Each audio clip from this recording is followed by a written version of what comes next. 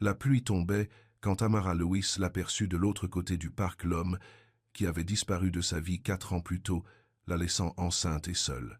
Mais quand les yeux d'Ethan Ward se posèrent sur les jumelles assises à côté d'elle sur ce banc, son visage devint blême de choc, car Nia et Nola n'étaient pas n'importe quels enfants, elles étaient son portrait craché, jusqu'à ses yeux marrons indéniables dont il n'avait jamais su l'existence.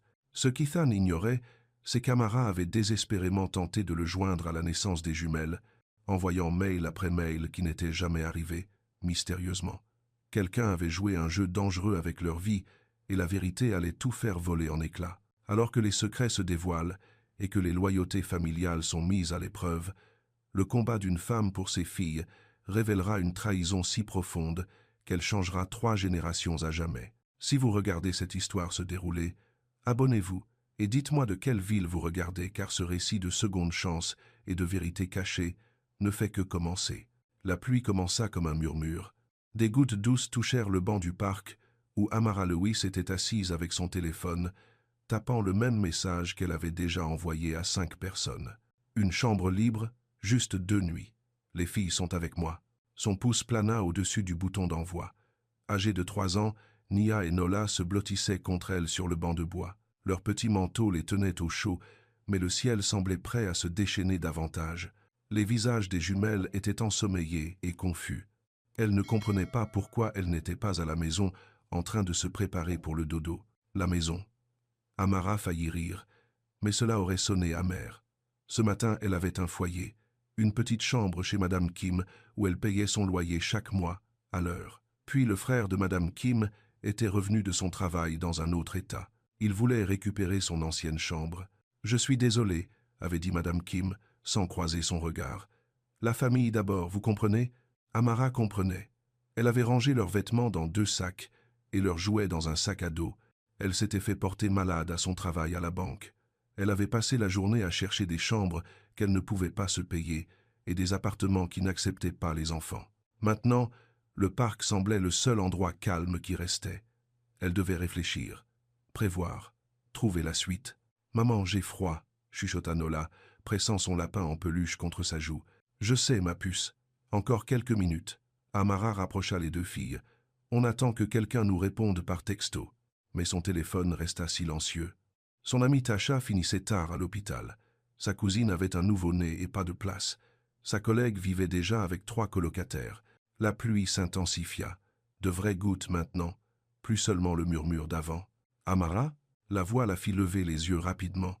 Elle connaissait cette voix, grave et posée, comme lorsqu'il réfléchissait intensément à quelque chose.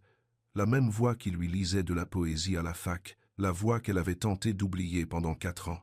Ethan Ward se tenait à 1 mètre, un parapluie à la main et la surprise écrite sur tout son visage. Il était plus grand qu'elle ne s'en souvenait, plus large d'épaules. Ses cheveux châtain clair étaient plus courts maintenant, et il avait ce hâle qui vient du travail en extérieur. Mais ses yeux étaient les mêmes marrons chauds qui l'avaient fait tomber amoureuse de lui à 23 ans. Ces mêmes yeux marrons fixaient les jumelles comme s'il avait vu un fantôme. Car Nia et Nola avaient ses yeux, son nez, sa bouche. Quiconque les regardait tous les 3 aurait su la vérité en un instant. « Ethan !» La voix d'Amara sortit ferme, même si son cœur battait la chamade. « Salut !» Il s'approcha, puis s'arrêta. Ses yeux passèrent de son visage aux filles, puis revinrent à elle. « Est-ce que tu vas bien ?»« Tu as l'air. »« On va bien, » dit-elle rapidement. Trop rapidement. On fait juste une pause. On prend l'air. Sous la pluie. Un autre mensonge la ferait passer pour idiote. Amara n'avait jamais été douée pour mentir de toute façon. Notre logement est tombé à l'eau aujourd'hui. Je cherche notre prochaine étape. La pluie tambourina plus fort sur les feuilles au-dessus d'eux. Ethan ouvrit son parapluie et se rapprocha. « Je peux. » Il désigna l'espace au-dessus d'elle. Amara hocha la tête. Le parapluie bloquait la pluie, mais il plaçait Ethan assez près pour qu'elle sente son eau de toilette, la même qu'il portait à la fac. « Ce sont tes filles ?» demanda-t-il, et sa voix était très douce. « Oui, Nia et Nola. »« Quel âge ?»« 3 ans. » Elle le regarda faire le calcul mental, regarda son visage changer quand il comprit. Les jumelles étaient nées 4 ans après leur rupture, mais elle était enceinte quand ils s'étaient séparés. Il ne l'avait simplement pas su. Amara. Il prononça son nom comme une prière. « Est-ce qu'elles sont ?»« Bi. » Oui, un mot, c'est tout ce qu'il fallait pour tout changer. Ethan s'assit lourdement sur le banc à côté d'elle, pas trop près mais assez pour que Nia le regarde avec curiosité. Nola était à moitié endormie contre l'épaule d'Amara. « Je ne savais pas, dit-il. Je te jure, je ne savais pas. Je sais que tu ne savais pas. Pourquoi tu ne me l'as pas dit? J'ai essayé. » Les mots sortirent plus tranchants qu'elle ne le voulait. J'ai essayé d'appeler. J'ai essayé d'envoyer des mails. J'ai essayé de te trouver pendant des mois. Je n'ai jamais rien reçu. Je serais revenu. J'aurais été là. Je sais, répéta-t-elle, et cette fois sa voix était plus douce. C'est pour ça que j'ai essayé si fort. La pluie continuait de tomber. Nia frissonna et se pressa plus près du côté d'Amara. Ses petits doigts trouvèrent la barrette bleue qui retenait ses boucles. « Tu es trempée, dit Ethan. Et elles ont froid. S'il te plaît, laisse-moi aider. Laisse-moi vous conduire quelque part au chaud. Je n'ai pas besoin de charité. Ce n'est pas de la charité. C'est... » Il s'arrêta, regardant à nouveau les jumelles. C'est ce que n'importe qui ferait pour des enfants sous la pluie. Où comptais-tu aller ce soir? Le téléphone d'Amara vibra. Elle baissa les yeux vers l'écran et sentit son estomac se serrer. Son dernier espoir venait de répondre. « Désolé, pas de place. Bonne chance. »« Je ne sais pas, » admit-elle. « Il y a un dîner dans la rue, ouvert 24 heures sur 24 familial. On pourrait leur donner quelque chose de chaud à manger pendant que tu passes des coups de fil. » Amara voulait dire non, voulait se débrouiller seule comme elle l'avait fait pour tout le reste ces 4 dernières années. Mais Nola s'alourdissait contre son épaule et Nia ne cessait de frissonner. La pluie se transformait en véritable tempête. « Juste à manger, dit-elle, et un endroit chaud pour s'asseoir. Rien d'autre. »« Rien d'autre, acquiesça-t-il. J'ai une voiture garée juste là, basse. » Il désigna un pick-up bleu de l'autre côté de la rue, propre et pratique, comme tout le reste chez lui. « Allez, les filles, dit Amara doucement. On va aller manger quelque chose. » Nia se ranima. « Des nuggets de poulet? On verra ce qu'ils ont. » Ethan les aida à traverser la rue, tenant le parapluie assez haut pour les couvrir tous les 4. Quand ils atteignirent le pick-up, il ouvrit la portière passager et regarda à l'intérieur. « Je n'ai pas de siège auto, dit-il. Je suis désolé, je n'ai pas pensé. J'en ai. » Amara ouvrit le coffre de la Honda défraîchie garée à proximité. « Je les transporte toujours. On ne sait jamais quand quelqu'un pourrait proposer un transport. » Elle sortit 2 rehausseurs et Ethan les prit sans qu'on le lui demande. Ses mains étaient stables, tandis qu'il les attachait à l'arrière de son pick-up, comme s'il l'avait déjà fait, comme si c'était naturel. « Nia à gauche, dit Amara. Elle a le mal des transports, si elle est assise derrière le conducteur. Compris. Et Nola a besoin de son lapin sur les genoux. Elle ne montera pas sans. Bien sûr. » Il aida les 2 filles à s'installer, vérifiant les sangles 2 fois, précautionneux et patient. Quand Nia laissa tomber sa barrette bleue, il la ramassa et la lui rendit sans en faire toute une histoire. Le dîner n'était qu'à 5 minutes, mais cela parut plus long. Amara s'assit sur le siège passager avant, intensément consciente des mains d'Ethan sur le volant. La radio jouait une musique douce, et les jumelles chuchotaient entre elles à l'arrière. « Ce sont de bonnes enfants ?» demanda Ethan doucement. « Les meilleurs. Elles demandent après leur père ?» La gorge d'Amara se serra. « Parfois. Je leur dis que leur papa vit loin mais qu'il les aime très fort. Tu ne leur as jamais dit que j'étais mort ou parti pour toujours. Non, j'ai toujours espéré. Je continuais à penser que tu reviendrais peu, être un jour. » L'enseigne au néon du dîner brillait à travers la pluie. Rosie's Family Restaurant, ouvert 24h24. Le parking était à moitié vide, mais une lumière chaude débordait des fenêtres.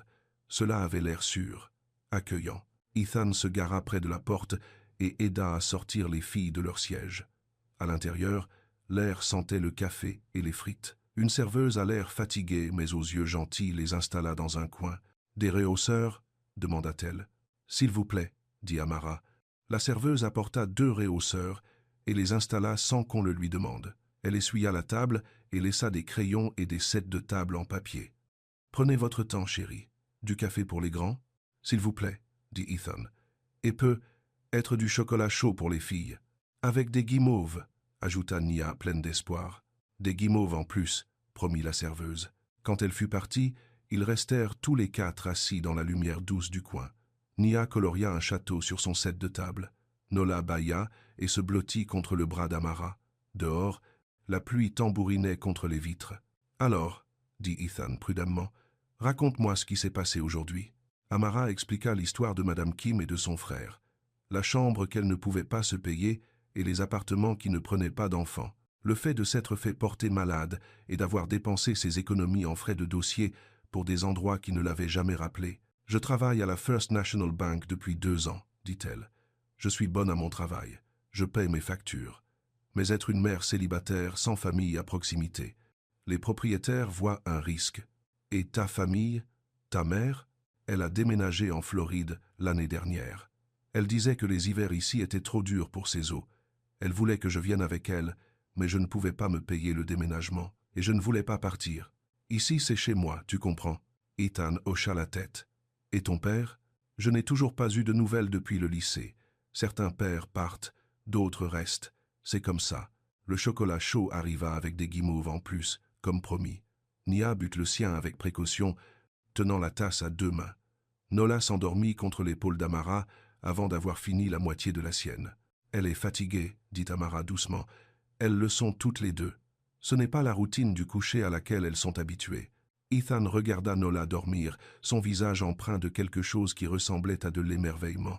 « Elle ressemble à ma sœur à cet âge, le même nez, la même façon de tenir sa bouche quand elle dort. Nia a ton entêtement. Quand elle décide qu'elle ne veut pas faire quelque chose, n'insiste pas. Elle restera là, les bras croisés et le menton haut, exactement comme toi, quand le professeur Martinez donnait des dissertations avec lesquelles tu n'étais pas d'accord. Tu te souviens de ça ? Je me souviens de tout. » Les mots restèrent suspendus dans l'air entre eux, lourds d'histoire, de regrets, de toutes les choses qu'ils ne s'étaient jamais dites. « Je dois te montrer quelque chose, » dit Amara. Elle sortit son téléphone et fit défiler ses photos jusqu'à trouver ce qu'elle cherchait. C'est de quand elles sont nées. Elle lui tendit le téléphone. La photo montrait 2 minuscules bébés dans des couvertures d'hôpital, fripés, rouges et parfaits. L'horodatage datait de 4 ans. « J'ai essayé de t'appeler ce jour-là, » dit-elle. « Et le lendemain, et tous les jours pendant 2 semaines. » Elle fit défiler vers une autre photo, une capture d'écran d'un mail qu'elle avait essayé de lui envoyer.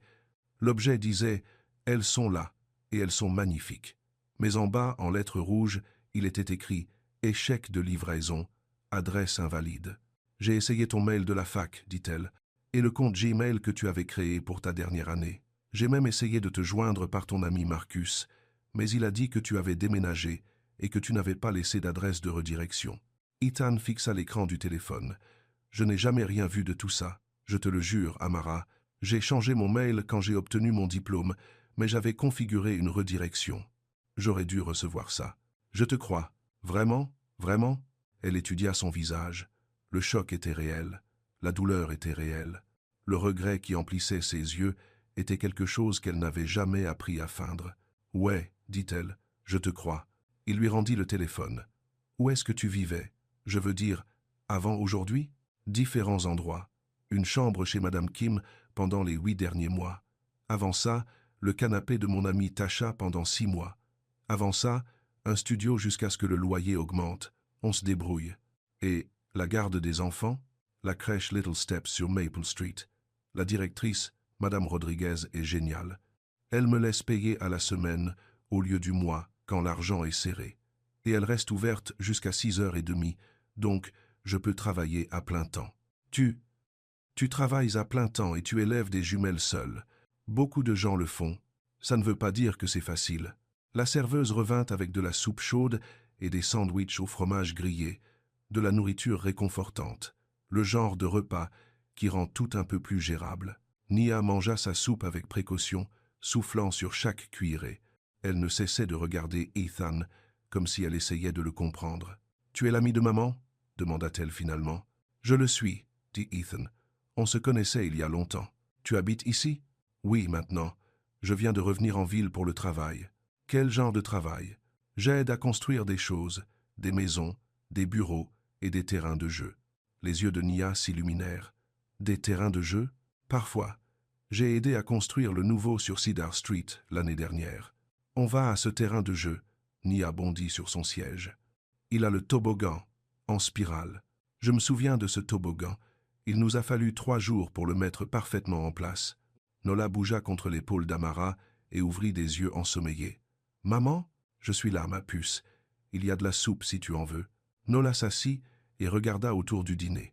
Son regard se posa sur Ethan, et elle l'étudia avec l'expression sérieuse qu'elle avait quand elle réfléchissait intensément à quelque chose. « Tu as les yeux marrons, dit-elle. « Oui, comme moi et Nia. »« Oui, comme toi et Nia. » Nola hocha la tête comme si cela avait parfaitement du sens. Puis elle tendit la main vers son chocolat chaud et le but jusqu'à la bouillie de guimauve au fond. La tempête dehors s'aggravait, des éclairs zébrèrent le lointain et le tonnerre gronda peu après. Amara vérifia à nouveau son téléphone. Toujours pas de réponse à ses textos pour un endroit où dormir. « Où comptais-tu aller ce soir ?» demanda Ethan doucement. « Je ne sais pas encore. Peut être le refuge familial du centre-ville, mais ils sont généralement pleins.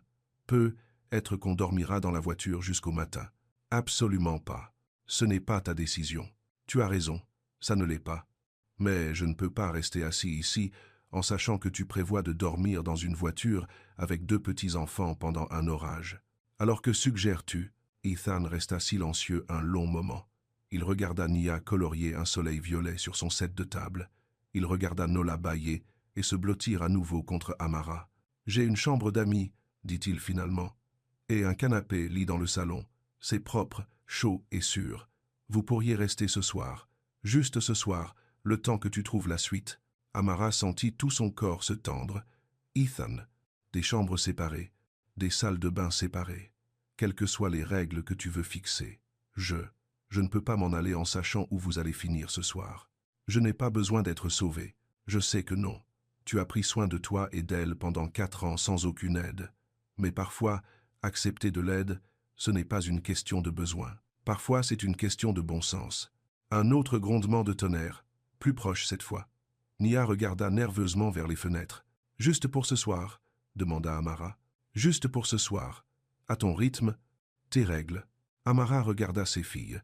Nia luttait contre le sommeil, sa tête dodelinant au-dessus de ses crayons. Nola était déjà rendormie, sa petite main enroulée autour de l'oreille de son lapin. « D'accord, » dit-elle. « Une nuit, mais il faut établir des règles. Dis-les. On dort dans des chambres séparées. Je prends le canapé, les filles prennent la chambre d'amis. D'accord. On s'occupe de nos propres repas et du rangement. Ok. Et ça ne veut rien dire. C'est juste un abri contre la tempête. Je comprends. » Mais quand il le dit, quelque chose dans ses yeux suggérait qu'il espérait que cela pourrait vouloir dire un peu plus que ça. 20 minutes plus tard, il roulait sous la pluie vers la maison de ville d'Ethan. Les essuie-glaces fonctionnaient à plein régime contre l'averse. Les jumelles s'étaient endormies dans leurs sièges auto, bercées par le mouvement et le repas chaud. « Ce n'est pas grand-chose, » dit Ethan alors qu'il s'engageait dans une allée étroite. « Mais c'est propre et calme. » La maison était une petite maison de ville, en briques, dans un quartier ancien. Le genre d'endroit où les gens connaissent leurs voisins et où les enfants font du vélo sur le trottoir. Une lumière de porche brillait jaune dans la tempête et des jardinières étaient posées sous les fenêtres avant. « Depuis combien de temps vis-tu ici ?» demanda Amara. « 6 mois. J'ai eu le travail ici au printemps et j'avais besoin d'un endroit où atterrir. Elle était meublée, ce qui était bien puisque je n'avais pas beaucoup d'affaires. Où étais-tu avant ? Au Colorado, puis en Arizona pendant un moment. Je faisais du travail en contrat, je bougeais beaucoup. Je ne restais jamais assez longtemps quelque part pour l'appeler chez moi. Mais tu es revenu ici. » « Ouais, je suis revenu. » Il ne dit pas pourquoi, mais Amara se demanda si une part de lui cherchait quelque chose qu'il avait perdu, quelqu'un qu'il avait perdu. Ils portèrent les jumelles endormies dans la maison une par une. Ethan tenait les portes et allumait les lumières, se déplaçant silencieusement dans son propre espace. Le salon était simple mais confortable. Un canapé, une table basse, une étagère pleine de livres de poche. Pas de désordre, mais pas vide non plus. « La chambre d'amis est à l'étage, dit-il doucement. Laisse-moi te montrer. » La chambre d'amis avait un lit queen avec une couette bleue et 2 fenêtres donnant sur un petit jardin, propre et neutre, comme une bonne chambre d'hôtel. « Je peux installer le canapé lit en bas pour toi, dit Ethan. Et il y a des couvertures supplémentaires dans le placard du couloir. Merci. » Ils installèrent les filles sur le grand lit, toujours habillées mais sans leurs chaussures.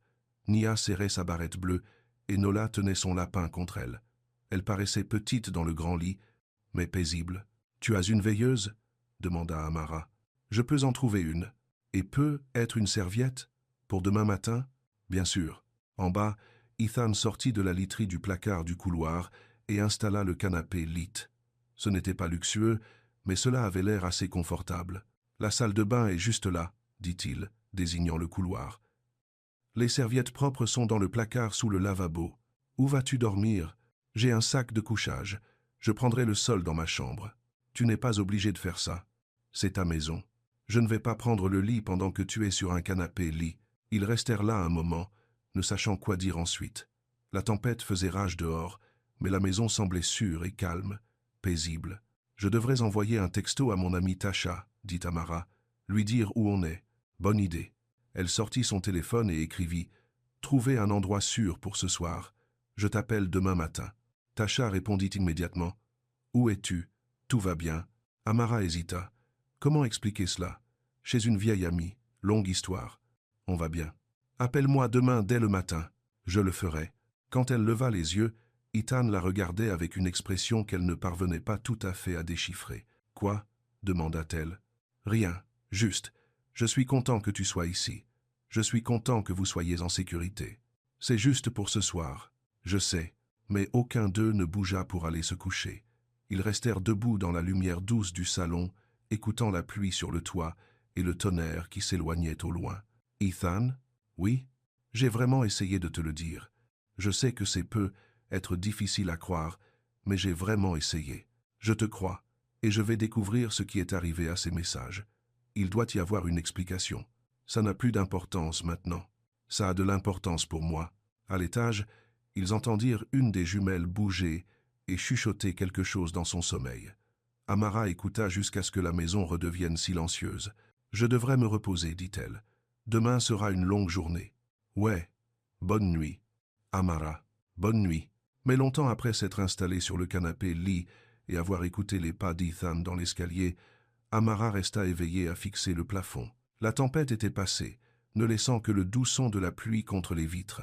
Il y a 4 ans, elle avait pleuré jusqu'à s'endormir pendant des semaines après qu'Ethan fût parti pour son travail au Colorado. Elle était enceinte, effrayée, et en colère qu'il ait choisi un travail au lieu de rester avec elle. Mais elle avait aussi été assez fière pour ne pas courir après lui.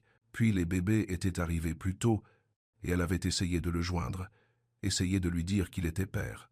Quand toutes ses tentatives avaient échoué, elle avait décidé qu'il avait reçu ses messages et avait choisi de ne pas répondre. Cela avait fait plus mal que son départ initial. Mais ce soir, en voyant le choc sur son visage quand il avait réalisé la vérité, peut-être y avait-il plus dans cette histoire qu'elle ne le savait. À l'étage, elle pouvait entendre Ethan se déplacer doucement, probablement en train d'essayer de dormir sur le sol de sa propre chambre, parce qu'il était trop poli pour prendre le lit pendant qu'elle était sur le canapé. C'était bien de lui de renoncer à son confort pour quelqu'un d'autre, même pour quelqu'un qui lui était étranger il y a seulement quelques heures. Sauf qu'il n'était pas étranger, n'est-ce pas? Il n'avait jamais vraiment été étranger. Amara ferma les yeux et essaya de dormir. Demain, elle commencerait à chercher un nouvel endroit où vivre. Demain, elle trouverait ce qui les attendait, elle et les filles.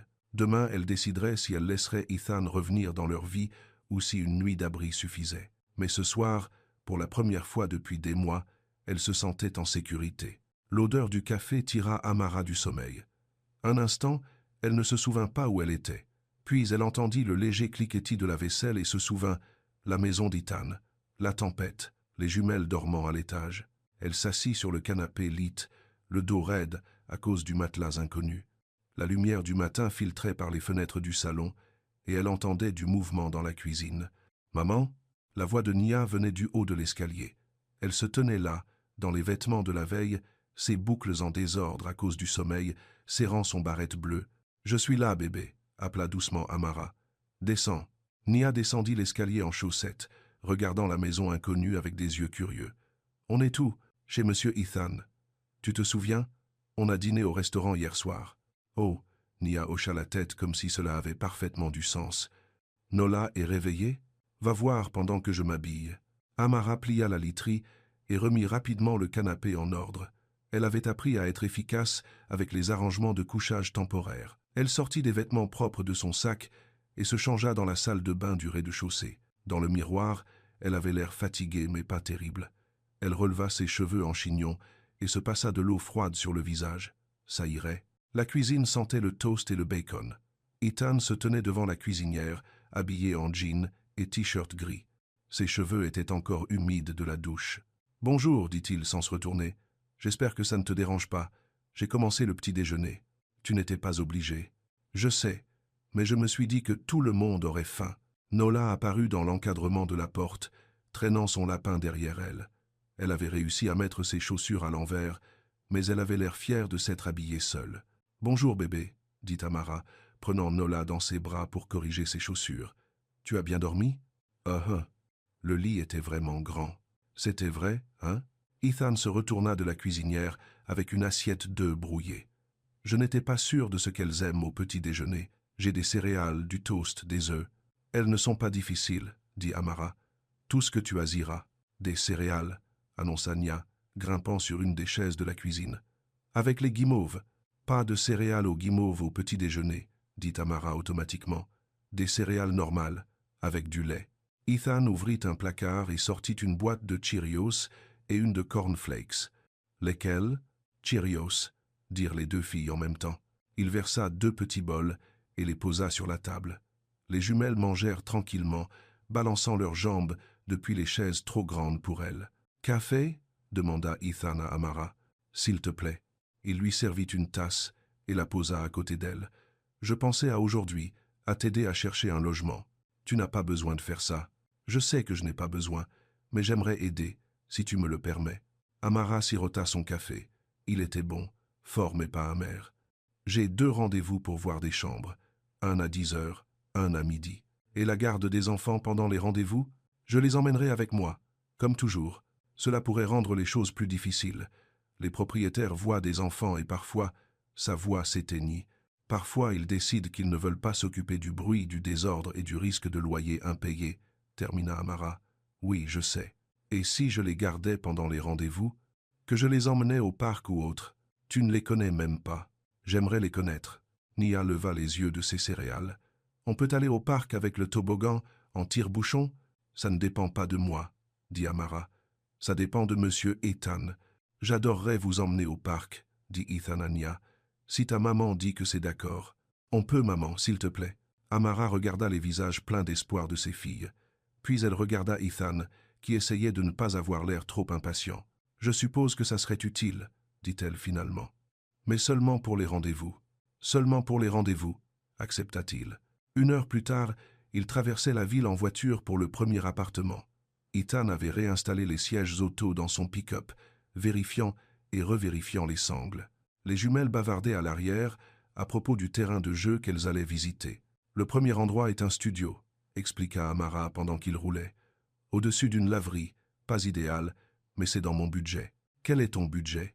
Elle le lui dit, et il resta silencieux un moment. « Ce n'est pas beaucoup, » dit-il finalement. « C'est ce que je peux me permettre avec mon salaire, et j'ai besoin d'argent pour la crèche, les courses et tout le reste. Et les aides? Les programmes pour les mères célibataires? Je suis sur liste d'attente pour une aide au logement, depuis 2 ans. Il y a beaucoup de monde avant moi. » Ils s'arrêtèrent devant un bâtiment étroit avec une laverie au rez-de-chaussée. L'entrée de l'appartement était une porte à côté de la laverie, peinte en vert mais écaillée sur les bords. « C'est ici, » dit Amara. Ethan regarda le bâtiment, puis elle. « Tu es sûr? C'est ce qui est disponible. » Elle sortit du pick-up et attrapa son sac. Par la vitre passager, elle voyait les jumelles détacher leur ceinture. « On sera au parc, » dit Ethan. « Envoie-moi un message quand tu auras fini. »« D'accord. » Elle le regarda s'éloigner avec ses filles à l'arrière. Il y a 1 an, elle n'aurait jamais laissé un homme qu'elle connaissait à peine emmener ses enfants quelque part. Mais Ethan n'était pas vraiment un étranger, n'est-ce pas? Et les jumelles s'étaient attachées à lui avec une facilité qui la surprenait. Le studio était pire que ne le suggéraient les photos en ligne. Une petite pièce avec un coin cuisine et une salle de bain qui sentait la moisissure. Les fenêtres donnaient sur une ruelle et le sol grinçait à chaque pas. « Le loyer est dû le 1er de chaque mois, » dit le propriétaire. C'était un homme mince dans la 60aine qui vérifiait sans cesse son téléphone en parlant. Pas d'animaux, pas de fumée, pas de musique forte après 20 et 1 heure. Et les enfants? Quoi les enfants? Ça pose problème si j'ai 2 filles? Elles ont 3 ans. Le propriétaire regarda autour du petit espace. Où dormirait-elle? Je me débrouillerai. Il secoua la tête. Cet endroit n'est pas fait pour des enfants. Vous feriez mieux de chercher ailleurs. En retournant dans la rue, Amara ressentit la piqûre familière du rejet. Elle était passée par là tellement de fois qu'elle devrait être habituée maintenant, mais ça faisait toujours mal. Son téléphone vibra. Un message d'Ethan. « Ça s'est passé comment ?» Elle répondit « Au suivant ». Le deuxième rendez-vous était de l'autre côté de la ville, dans un quartier différent. De vieilles maisons converties en appartements, avec de petites cours avant et des rues bordées d'arbres. Celui-ci était un sous-sol dans une maison victorienne. Elle envoya l'adresse à Ethan par message, et il l'attendait à son arrivée. Les jumelles riaient de quelque chose, et Ethan semblait détendu d'une manière qu'elle ne lui avait jamais vue. « Le parc, c'était bien ?» demanda-t-elle. « Chouette », annonça Nia. « Monsieur Ethan nous a poussés très haut sur les balançoires. Et il m'a aidé à traverser les barres de singe, » ajouta Nola. « Juste au terrain de jeu et retour, » dit Ethan doucement. Elles ont été super. L'appartement en sous-sol était plus grand que le studio, avec une chambre séparée et un coin salon qui recevait une lumière correcte par de hautes fenêtres. Mais il semblait humide, et le plafond était si bas qu'Ethan devait se baisser par endroits. La propriétaire était une jeune femme qui semblait pressée et distraite. « Le dernier locataire vient de partir, » expliqua-t-elle. « Je n'ai pas eu le temps de bien nettoyer ou de réparer les petits problèmes. » « Quel genre de problème ? La porte de la salle de bain coince parfois, et il y a une petite fuite sous l'évier de la cuisine. Rien de grave. Rien de grave à moins d'y vivre tous les jours, pensa Amara. Il me faudra le premier mois de loyer plus la caution, continua la femme, et je devrais vérifier vos antécédents de crédit. D'accord. Aussi, je devrais mentionner, le locataire du dessus a un bébé. Parfois, il pleure la nuit. J'espère que ça ne posera pas de problème. Non, ça va. Et il n'y a pas de place de parking incluse, seulement le stationnement dans la rue.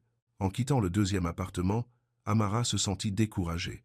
Aucun des deux endroits n'était ce qu'elle appellerait un foyer, mais un foyer était un luxe qu'elle ne pouvait pas se permettre pour l'instant. « Déjeuner », suggéra Ethan, pendant qu'ils rebouclèrent les jumelles dans leur siège auto. « Je devrais continuer à chercher.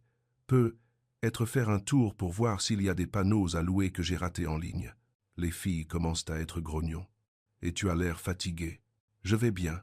Je sais que tu vas bien. Mais quand as-tu mangé pour la dernière fois ?» Amara réalisa qu'elle ne s'en souvenait pas. Du café et une demi-tranche de toast au petit déjeuner, peut-être. « Il y a un restaurant familial pas loin, » dit Ethan. « De bons burgers, des crayons sur la table. On pourrait manger et ensuite faire un tour pour chercher des panneaux. » 20 minutes plus tard, ils étaient installés dans un box du Mel's Dinner, regardant les jumelles coloriées des sets de table en papier. Le restaurant était animé mais pas trop bruyant, rempli de familles et de couples plus âgés profitant d'un déjeuner tranquille. « Alors qu'as-tu pensé des appartements ?» demanda Ethan. « Le sous-sol pourrait convenir. Ce n'est pas parfait, mais c'est plus grand que ce qu'on a maintenant. Il semblait humide. Un déshumidificateur aiderait. Le plafond était vraiment bas. Je ne suis pas si grande, mais les filles vont grandir. Le temps qu'elles deviennent trop grandes peut être que je pourrais me permettre mieux. » Ethan resta silencieux pendant que la serveuse apportait leurs commandes. Des grilled cheese et des fruits pour les jumelles, un burger pour lui, une salade pour elle. « Et si tu restais là où tu es maintenant ?» demanda-t-il. « Juste un peu plus longtemps, le temps de trouver mieux. Le frère de Madame Kim emménage ce week-end. Je ne peux pas rester. Donc, tu as 3 jours. J'ai 2 jours. Je dois être parti demain soir. Ce n'est pas beaucoup de temps. C'est le temps que j'ai. » Nia picora son grilled cheese, enlevant la croûte en petits morceaux. « Maman, pourquoi on ne peut plus vivre dans la même maison? Parce que la personne à qui appartient la maison a besoin de la chambre pour quelqu'un d'autre. Où est-ce qu'on va vivre? Je travaille là-dessus, bébé. Ne t'inquiète pas. On peut vivre avec Monsieur Ethan? » La question resta en suspens dans l'air.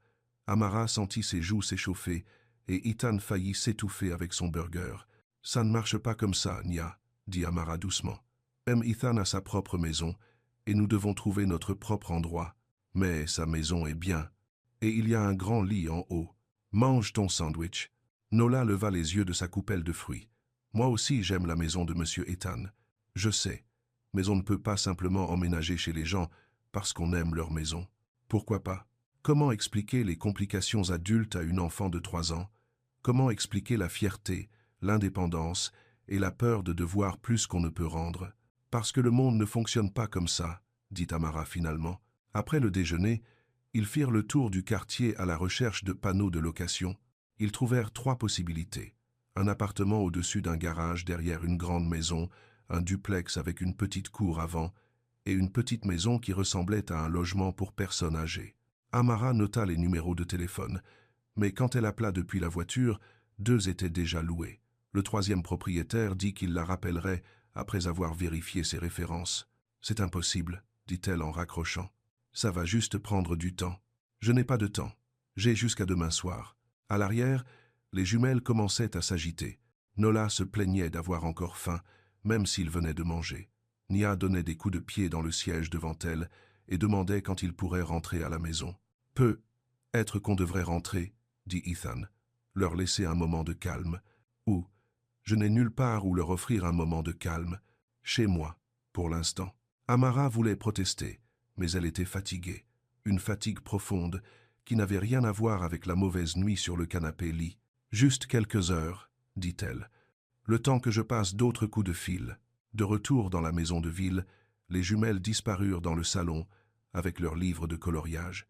Ethan prépara du café pendant qu'Amara s'asseyait à la table de la cuisine avec son ordinateur portable, parcourant les sites de location qu'elle avait déjà consultés 3 fois. « Tu as trouvé du nouveau ?» demanda-t-il en posant une tasse à côté d'elle. « Les mêmes choses, trop chères ou déjà prises. » Son téléphone sonna. Le nom de Tasha apparut à l'écran. « Je dois répondre, » dit-elle. « Salut, ma belle. » La voix de Tasha était chaleureuse mais inquiète. « Je me suis inquiété pour toi toute la journée. Où es-tu? » Toujours chez Ethan. « Ethan? Ethan qui? » Ethan Ward, de la fac. Il y eut une longue pause. « Tu veux dire le type qui t'a laissé enceinte et est parti au Colorado? » Il ne savait pas que j'étais enceinte, parce qu'il n'a pas pris la peine de garder contact après son départ. C'est compliqué, Tasha. Ma chérie, qu'est-ce que tu fais? Dis-moi que tu ne tombes pas déjà dans ces excuses. Je ne tombe dans rien. J'avais besoin d'un endroit où dormir hier soir, et il a proposé. Et ce soir, Amara regarda autour de la cuisine d'Ethan. Des plans de travail propres, des fleurs fraîches sur le rebord de la fenêtre, du matériel de dessin pour enfants éparpillé sur la table où les jumelles avaient colorié. Je ne sais pas, pour ce soir. Viens chez moi. Je trouverai de la place d'une manière ou d'une autre. Tu vis dans un studio. Et alors, on se débrouillera. Au moins tu sais que je ne disparaîtrai pas quand les choses se compliqueront. Tasha, je suis sérieuse, Amara. Ne le laisse pas te retourner la tête. Tu t'en es bien sorti sans lui pendant 4 ans. Je sais. Vraiment, parce que tu as l'air de commencer à dépendre de lui. Après avoir raccroché, Amara resta assise à fixer son téléphone.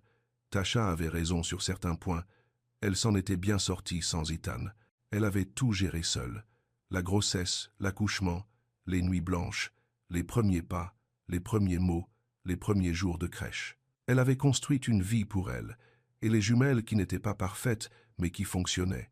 Mais elle était fatiguée de tout faire seule, fatiguée de prendre chaque décision par elle-même, fatiguée d'être la seule responsable de tout ce qui marchait ou non dans leur vie.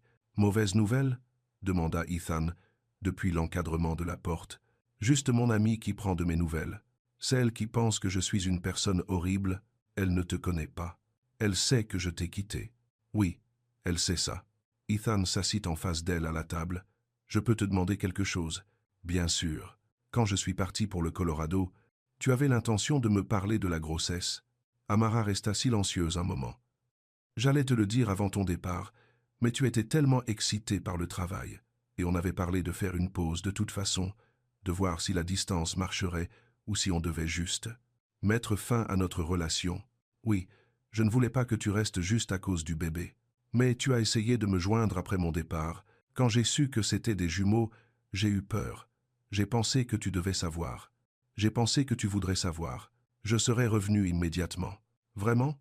Ou tu aurais envoyé de l'argent et rendu visite quand tu pouvais? » Il ne répondit pas tout de suite, et elle le respecta d'y réfléchir au lieu de lui donner simplement la réponse qu'elle voudrait peut-être entendre. « Je pense que je serais revenu, » dit-il finalement, « mais je ne peux pas en être sûr. Les gens disent beaucoup de choses qu'ils pensent qu'ils feraient, mais tant qu'on n'est pas dans la situation. » Oui, tant qu'on n'est pas dans la situation. Du salon vint le son des jumelles se disputant pour des crayons.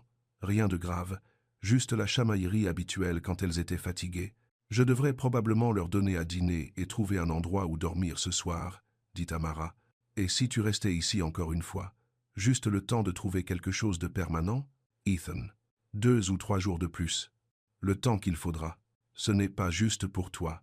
Pourquoi pas? Parce que ce n'est pas ton problème à résoudre. Peut-être que je veux que ce soit mon problème. Les mots restèrent suspendus entre eux, lourds de sous-entendus.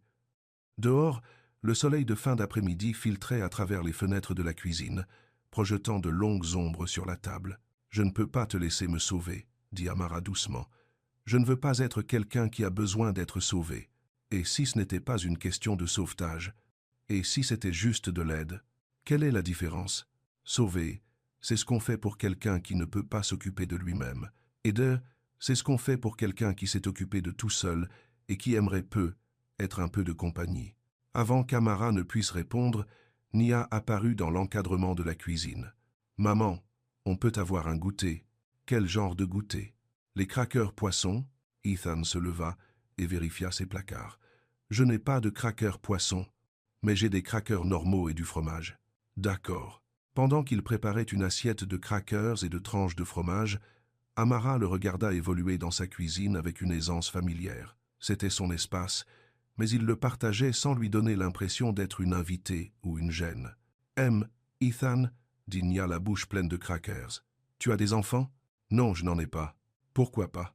Je n'ai jamais rencontré quelqu'un avec qui je voulais en avoir. »« Mais tu aimes les enfants? »« Je vous aime, toi et ta sœur. »« Tu veux des enfants un jour? » Ethan regarda Amara avant de répondre. « Peut-être, si je rencontre la bonne personne. »« Maman veut plus de bébés, » annonça Nola, rejoignant sa sœur au comptoir. « Mais elle dit qu'on ne peut pas se permettre plus de bébés pour l'instant. »« Nola, » dit Amara sur un ton d'avertissement. « Quoi? Tu as dit ça? Certaines conversations sont juste pour la famille. Tu te souviens? » Ethan. Il fait partie de la famille. Une autre question lourde de sens d'une enfant de 3 ans qui ne comprenait pas la complexité de ce qu'elle demandait. Ethan. Amara chercha les bons mots. Ethan est votre père biologique. Mais la famille, c'est plus compliqué que juste la biologie. C'est quoi biologique? Ça veut dire qu'il a aidé à vous créer. Avant votre naissance. Comme les graines qui aident à faire les fleurs. Quelque chose comme ça. Nia et Nola regardèrent Ethan avec un nouvel intérêt, comme si elles le voyaient pour la première fois. « Tu es notre papa ?» demanda Nia. La question était si directe, si innocente, qu'Ethan mit un moment à retrouver sa voix. « Biologiquement, oui, » dit-il prudemment. « Mais être un papa, c'est plus que la biologie. C'est être là tous les jours, s'occuper de vous et vous aider à découvrir le monde. »« Maman fait tout ça, » dit Nola. « Elle le fait. Votre maman est extraordinaire. Mais tu pourrais aider aussi, » dit Nia, avec la logique d'un enfant qui voit des solutions simples à des problèmes compliqués. « Si votre maman voulait que j'aide, j'adorerais. » Les 2 filles se tournèrent vers Amara avec un regard plein d'attente. Le poids de leur espoir, combiné à la question dans les yeux d'Ethan, était presque trop à supporter. « C'est compliqué, » dit-elle finalement. « Ce sont des décisions d'adultes qui prennent du temps à régler. »« Combien de temps ?» demanda Nia. « Je ne sais pas, bébé. On peut rester ici pendant que tu décides? » La sagesse des enfants. Parfois, les problèmes les plus complexes avaient les solutions les plus simples, du moins du point de vue d'un enfant. « On verra, » dit Amara. La réponse universelle des parents quand on a besoin de temps pour réfléchir. Ce soir-là, après que les jumelles eurent dîné et pris leur bain dans la salle de bains à l'étage d'Ethan, Amara s'assit au bord du lit d'appoint pour leur lire une histoire. Ethan avait trouvé un livre d'images sur son étagère, quelque chose laissé par un ancien locataire, et les filles étaient captivées par l'histoire d'un petit ours perdu dans les bois qui retrouvait son chemin. « Relis-le, » demanda Nola quand Amara eut fini. « Il se fait tard. C'est l'heure de dormir. Mais je ne suis pas fatigué. Ton corps a besoin de repos pour grandir et devenir fort. » Ethan apparut dans l'encadrement de la porte avec une petite veilleuse à la main. « J'ai trouvé ça dans le placard du couloir. »« Merci. » Il la brancha à côté du lit, projetant une lueur douce dans la pièce. « Bonne nuit, les filles. »« Bonne nuit, monsieur Ethan, » dirent-elles en chœur. « Tu nous liras une histoire demain ?» demanda Nia. « Si vous êtes encore là demain, j'adorerais vous lire une histoire. »« On sera là, » dit Nia, avec la confiance d'une enfant qui croit aux fins heureuses. En bas, Amara et Ethan s'assirent aux extrémités opposées du canapé, l'espace entre eux rempli de tout ce qu'ils ne disaient pas. La maison était silencieuse, à part le bruit lointain des jumelles s'endormant à l'étage. « J'ai repensé à ces messages, » dit Ethan. « Ceux qui ne me sont jamais parvenus. Quoi à leur sujet? Je veux vérifier mes anciens comptes e-mail. » voir si je peux comprendre ce qui s'est passé. Est-ce que ça importe maintenant? Ça importe pour moi. S'il y a une raison pour laquelle ces messages ne sont pas passés, tu crois que quelqu'un les a bloqués délibérément? Je ne sais pas, mais je veux le découvrir. Amara ramena ses jambes sous elle, s'enfonçant davantage dans le canapé. Mon ami Tasha pense que tu vas disparaître à nouveau quand ça va se compliquer. Et toi, qu'est-ce que tu en penses? Je pense que tu es sincère dans ce que tu dis là, maintenant. Mais être sincère et passer à l'acte quand ça devient difficile, ce sont deux choses différentes. C'est juste. Vraiment? Parce que tu es bien parti. Avant. C'est vrai. Et je l'ai regretté chaque jour depuis. Pourquoi? À cause de nous, ou parce que tu as bougé pendant 4 ans sans trouver ce que tu cherchais. Il resta silencieux un long moment. Les deux, peut être. Je suis parti parce que j'avais 26 ans et que j'avais peur de m'installer. Je pensais qu'il y avait autre chose ailleurs que je devais trouver d'abord. Et tu l'as trouvé? Non. J'ai trouvé beaucoup de boulot, beaucoup d'endroits temporaires où vivre, et beaucoup de gens avec qui je n'ai pas accroché. J'ai découvert que fuir ne te mène en fait nulle part. Alors tu es revenu. Je suis revenu parce que c'est ici que j'ai laissé la meilleure chose que j'ai jamais eue. Les mots planèrent entre eux, honnêtes et vulnérables. Amara sentit sa poitrine se serrer sous le poids d'émotions anciennes.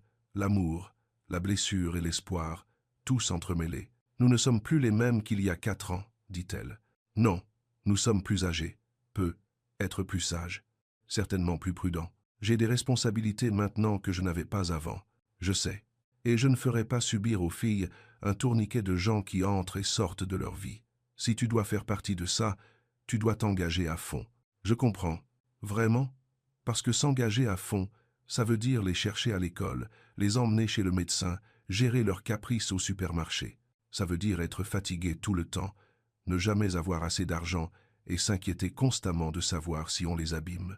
Ça veut aussi dire les premiers mots, les histoires du soir, le matin de Noël, et les regarder découvrir le monde. Tu n'as jamais fait ça avant. Toi non plus, il y a 4 ans. C'était vrai. Elle avait appris à être mère comme tout le monde, jour après jour, en improvisant au fur et à mesure. Reste, dit Ethan doucement. Pas pour toujours. Pas jusqu'à ce que tu aies tout compris. Reste juste le temps de trouver un endroit qui te convienne, à toi et aux filles. Un endroit que tu choisis parce que tu le veux, pas parce que c'est la seule option. Et ensuite, on verra ce qui vient après. Ensemble ou séparément, ce qui semblera juste. Tu serais d'accord avec séparément? J'en aurais le cœur brisé. Mais je respecterai ta décision, quelle qu'elle soit. Amara regarda autour d'elle, dans son salon, les livres sur l'étagère, les photos sur la cheminée, la façon dont la lumière de la cuisine se déversait chaleureusement dans l'espace. On aurait dit une maison, d'une manière qu'elle n'avait pas connue depuis des années. 2 jours de plus, dit-elle finalement, le temps que je cherche quelque chose de mieux. 2 jours de plus, accepta-t-il. Mais même en le disant, Amara savait que 2 jours ne suffiraient peu, être pas à trouver un appartement, et elle commençait à soupçonner que ça ne suffirait peu, être pas non plus pour comprendre ce qu'elle ressentait pour l'homme assis en face d'elle, l'homme qui était le père de ses enfants et peut être, possiblement, l'amour dont elle ne s'était jamais vraiment remise. Le lendemain matin commença par une petite crise. Nola se réveilla en toussant, pas la toux inquiétante qui nécessite les urgences, mais cette petite irritation persistante qui vient avec le changement de saison.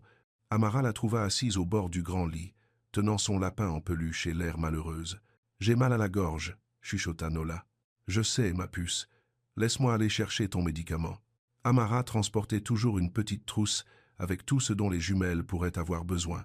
Du paracétamol pour enfants, une chambre d'inhalation pour les crises d'asthme occasionnelles de Nola, des pansements, et le petit inhalateur que le docteur Martinez avait prescrit pour des situations comme celle-ci. « Elle va bien ?»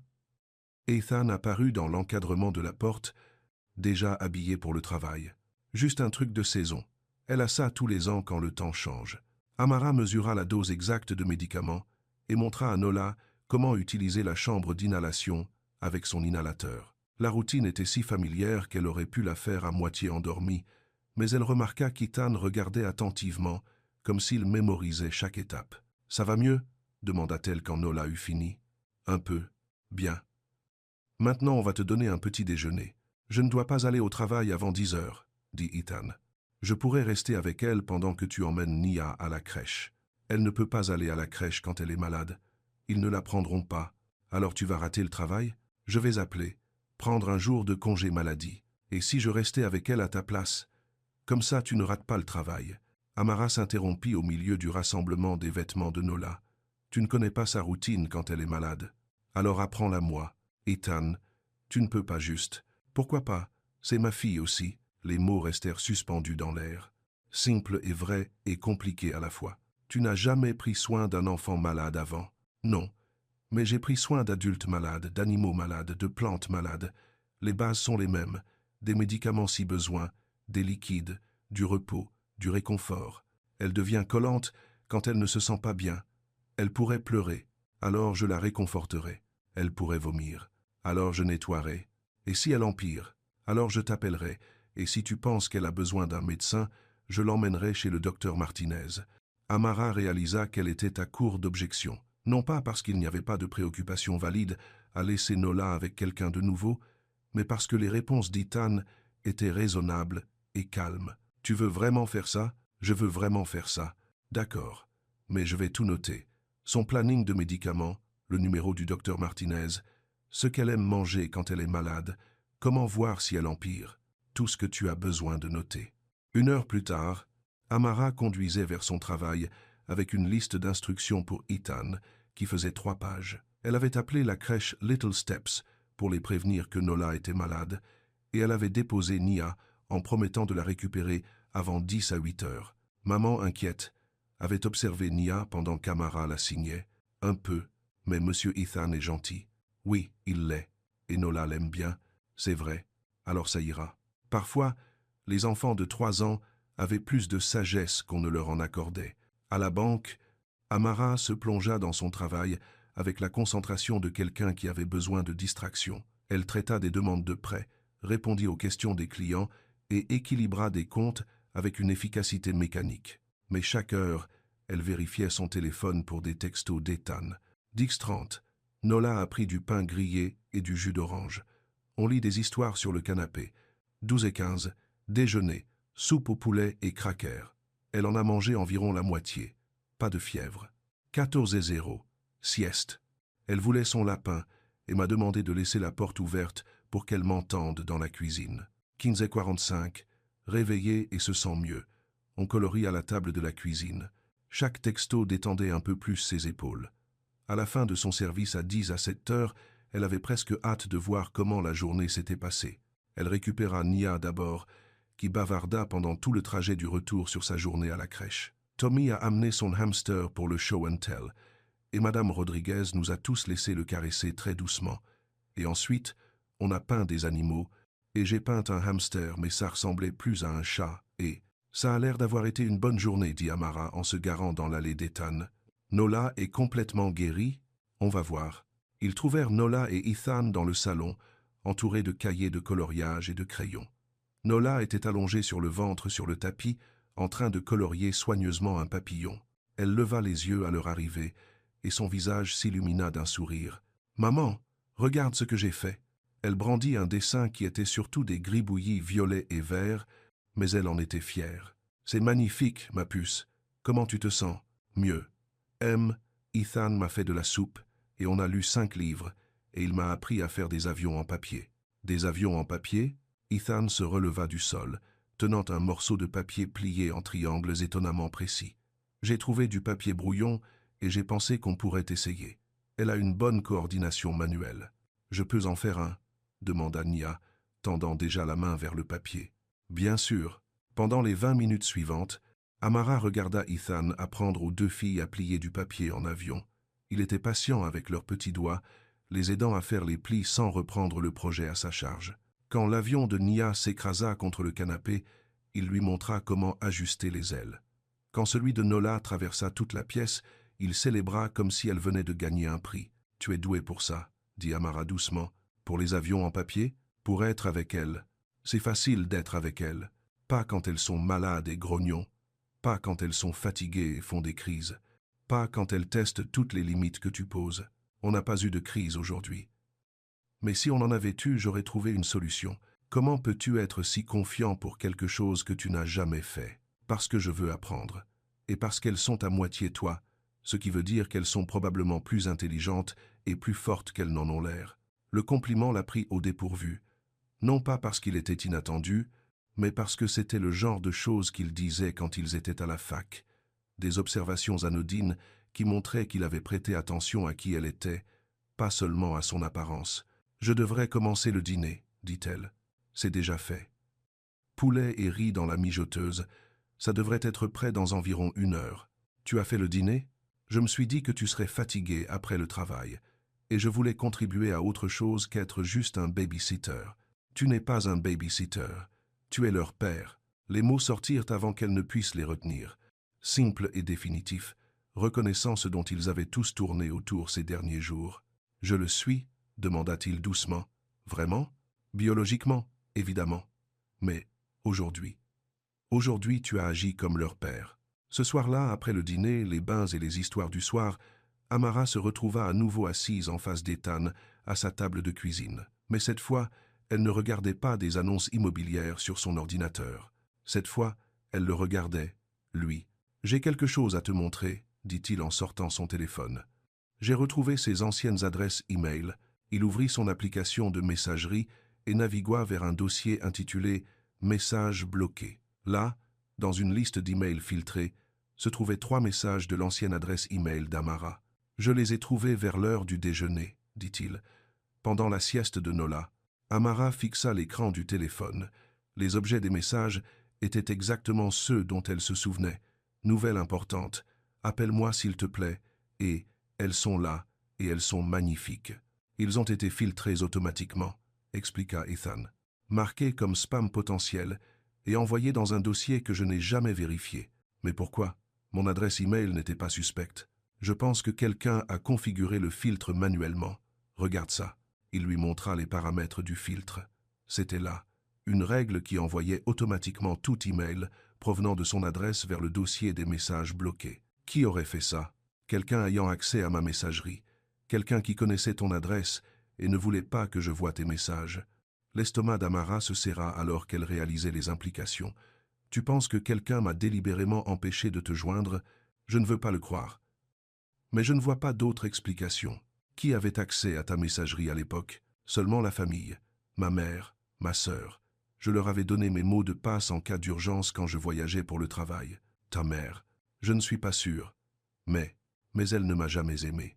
Elle pensait que j'étais trop jeune pour me mettre sérieusement avec qui que ce soit.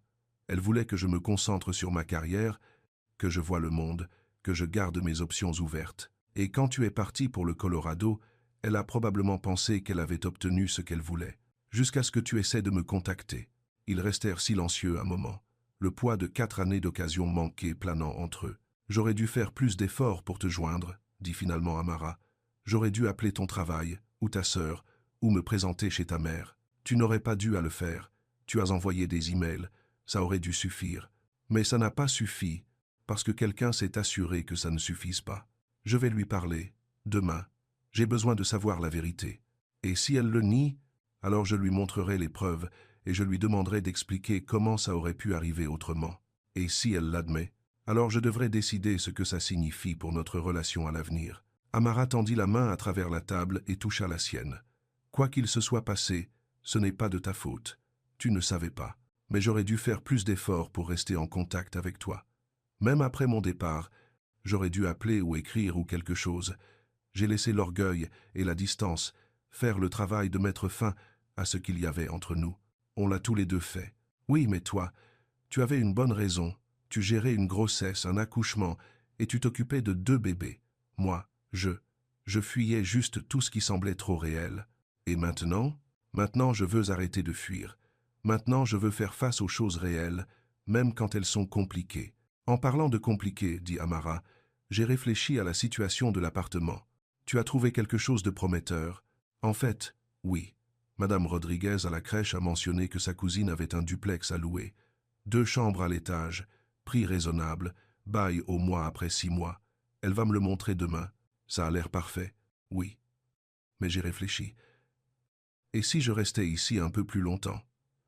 Pas de façon permanente, ajouta-t-elle rapidement. Juste le temps de mieux voir si ça peut marcher.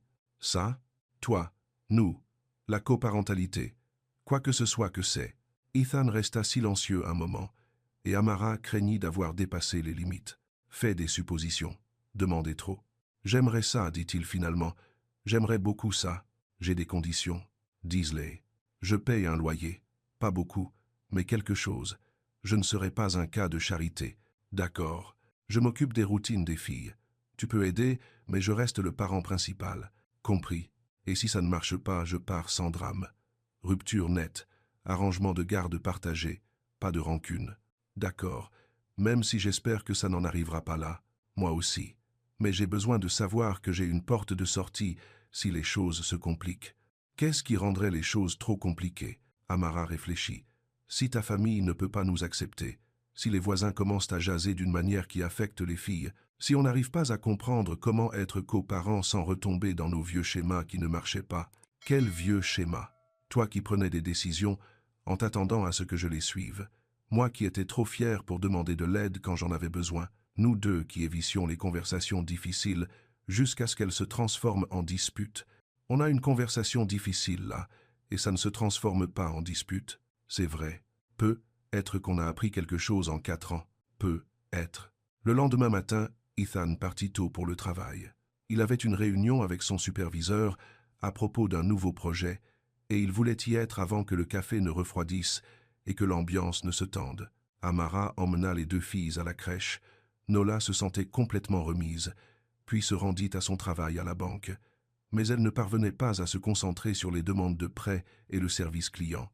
Son esprit revenait sans cesse à la conversation qu'elle savait qu'Ethan prévoyait d'avoir avec sa mère. Vers l'heure du déjeuner, son téléphone sonna. Numéro inconnu. « Allô? Amara Lewis ?» La voix était nette et formelle, familière d'une manière qui fit se serrer l'estomac d'Amara. « Oui, c'est Marjorie Ward, la mère d'Ethan.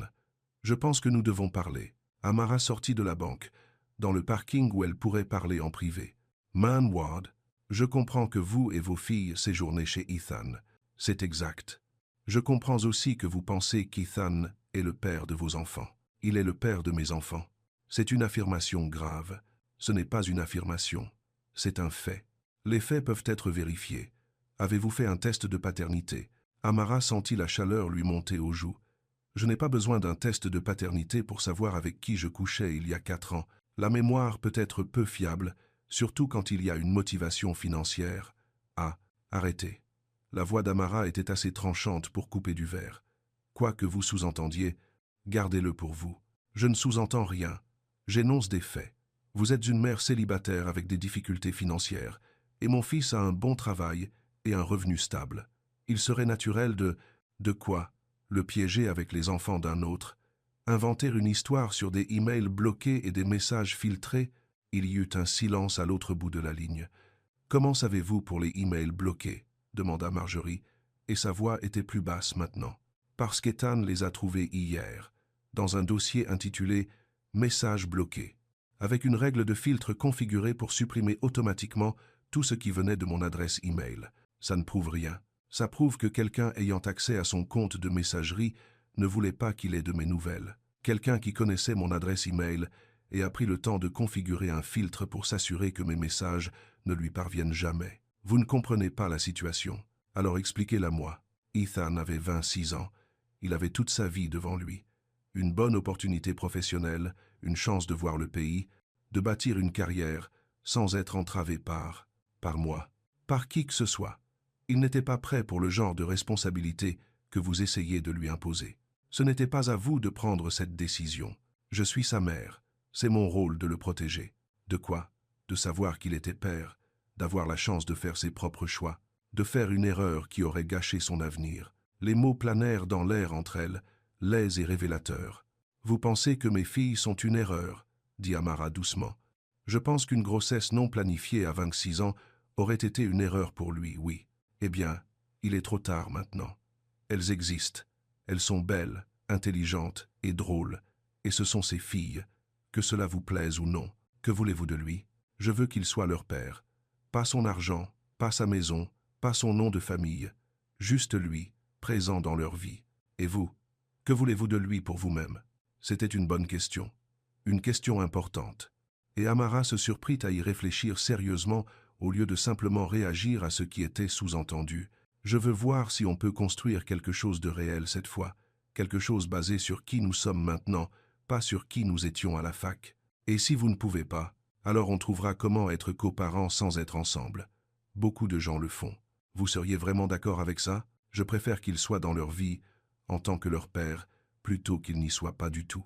Marjorie resta silencieuse un long moment. Quand elle reprit la parole, sa voix était différente, moins sur la défensive, plus fatiguée. C'est moi qui ai configuré ces filtres email, dit-elle. Quand Ethan faisait réparer son téléphone, il m'avait donné ces mots de passe pour vérifier les messages importants du travail. J'ai vu votre nom dans ces contacts et je l'ai reconnu de l'époque où vous sortiez ensemble. Alors vous avez décidé d'aider le temps et la distance à mettre fin à ce qu'il y avait entre nous. Je pensais que c'était mieux pour tout le monde, une rupture nette plutôt qu'un long adieu douloureux. Vous ne pensiez pas qu'il avait le droit de faire ce choix lui-même? Je pensais qu'il me remercierait plus tard, quand il serait établi dans sa carrière et prêt à fonder une famille avec quelqu'un de plus convenable, de plus convenable qu'une femme noire du mauvais côté de la ville, de plus convenable que quelqu'un qu'il a rencontré à la fac alors qu'il était à peine adulte. C'était une réponse mesurée, mais Amara entendit ce qui n'était pas dit. Elle l'avait déjà entendu dans des commentaires subtils et des regards appuyés pendant les mois où elle était sortie avec Ethan à la fac. Man Ward, je vais dire ça une fois, et ensuite je raccroche.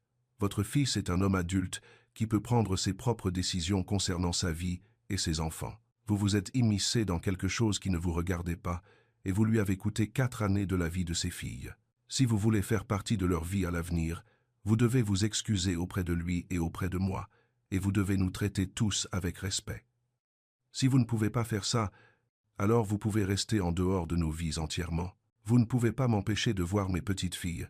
Je ne vous empêche de rien. Mais je ne vais pas forcer mes filles à passer du temps avec quelqu'un qui ne respecte pas leur mère. Amara raccrocha avant que Marjorie ne puisse répondre. Ses mains tremblaient, mais elle se sentait plus claire que depuis des jours. Certaines conversations ne pouvaient pas être évitées éternellement. Ce soir-là, Ethan rentra à la maison avec l'air de quelqu'un qui venait de livrer une bataille. Il s'assit à la table de la cuisine pendant que les jumelles coloriaient dans le salon et Amara lui servit une tasse de café sans qu'il ait à le demander. « Comment ça s'est passé ?» demanda-t-elle. Elle a tout avoué. Les filtres sur les emails, les messages bloqués, tout. Qu'est-ce que tu ressens? De la colère, de la déception, de la tristesse, je suppose. J'ai toujours su qu'elle pouvait être contrôlante, mais je ne pensais pas qu'elle irait aussi loin. Qu'est-ce que tu lui as dit? Gasse, Oplia, Inford. Qu'elle m'a coûté 4 ans de la vie de mes filles, et que je ne sais pas si je peux pardonner ça pour l'instant. Et qu'est-ce qu'elle a répondu? Qu'elle me protégeait, qu'elle pensait que j'étais trop jeune pour être enchaînée par des responsabilités. Elle m'a appelé aujourd'hui. Ethan leva brusquement les yeux. Elle a fait quoi? Elle m'a appelé au travail.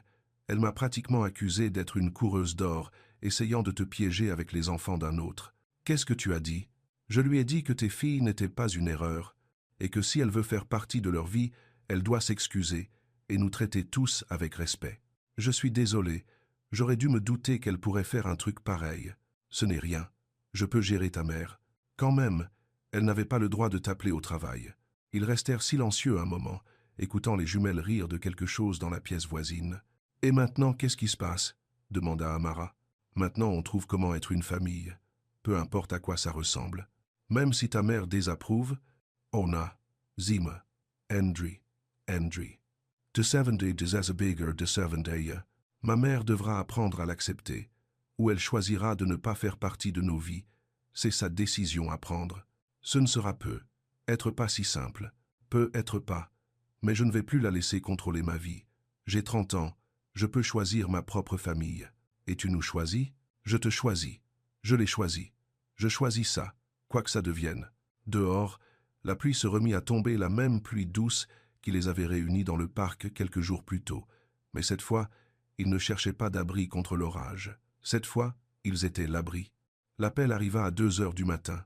Amara se réveilla au bourdonnement de son téléphone sur la table de nuit à côté du canapé lit, et pendant un instant, elle ne sut plus où elle était. Puis elle vit le salon d'Ethan dans la lueur tamisée de l'écran et se souvint. Ils étaient en sécurité. Ils étaient chez eux, du moins pour l'instant. « Allô » chuchota-t-elle. Amara, la voix était tremblante, plus vieille qu'elle ne s'en souvenait. « C'est Marjorie Ward. »« Madame Ward, qu'est-ce qui ne va pas? Ethan va bien? Ethan va bien. Je t'appelle parce que je n'arrive pas à dormir. Je n'arrête pas de penser à ce que tu as dit hier. Amara s'assit, instantanément réveillée. À quel sujet? À propos des excuses, à propos de vous traiter avec respect. La voix de Marjorie se brisa. J'ai eu tort, sur beaucoup de choses, et je ne sais pas comment réparer. Madame Ward, s'il te plaît, laisse-moi dire ça avant de perdre mon courage. Marjorie prit une respiration tremblante. Je me suis mêlé de quelque chose qui ne me regardait pas. J'ai pris une décision qui ne m'appartenait pas. Et j'ai coûté à mon fils 4 ans avec ses filles. Amara ne sut quoi répondre. Ce n'était pas la conversation à laquelle elle s'attendait à 2 heures du matin. J'avais peur, poursuivit Marjorie. Quand j'ai vu tes emails, j'avais peur qu'Ethan abandonne tout ce pour quoi il avait travaillé, mais ça aurait dû être son choix à lui. Oui, ça aurait dû l'être. Et j'ai eu tort sur ton compte, sur le genre de personne que tu es, sur tes motivations. Madame Ward, tu aurais pu dire à ces petites filles que leur père les avait abandonnées. Tu aurais pu le peindre en méchant et leur faire détester. Mais tu ne l'as pas fait. Tu leur as dit qu'il les aimait mais vivait loin. Tu as laissé la porte ouverte pour qu'ils reviennent. Amara sentit des larmes lui piquer les yeux. Elle méritait de savoir que leur père n'était pas un mauvais homme. Même quand tu pensais qu'il avait choisi de ne pas répondre à tes messages. Même là, ça demande une grâce particulière, celle que je ne t'ai pas montrée. Elles restèrent toutes deux silencieuses un moment. Amara entendait Marjorie respirer à l'autre bout du fil, rassemblant son courage pour la suite. « J'aimerais les rencontrer, » dit enfin Marjorie. « Mes petites filles, si tu me le permets. Ça ne dépend pas de moi seule. Ça dépend aussi d'Ethan. Je sais, mais je voulais d'abord te le demander, parce que tu es leur mère et parce que je te dois des excuses en personne, pas seulement au téléphone. D'accord, d'accord, je peux les rencontrer? Ou d'accord, tu vas y réfléchir? D'accord, je vais en parler à Ethan. On trouvera un arrangement. Merci. » Après avoir raccroché, Amara resta éveillée, allongée à fixer le plafond. Dehors, le monde était silencieux, à part le bruit lointain d'un camion de livraison faisant sa tournée matinale. À l'étage, elle entendait les jumelles respirer profondément dans leur sommeil. Il y a 4 jours, sa plus grande inquiétude avait été de trouver un endroit où dormir pour la nuit. Maintenant, elle naviguait dans des dynamiques familiales auxquelles elle ne s'attendait plus jamais à participer. Le lendemain matin était un samedi, ce qui signifiait pas de travail et pas de crèche. Les jumelles se réveillèrent tôt et pleines d'énergie, prêtes pour l'aventure que le week-end pourrait apporter. « On peut aller au parc ?» demanda Nia au-dessus de ses céréales. « On peut donner à manger au canard ?»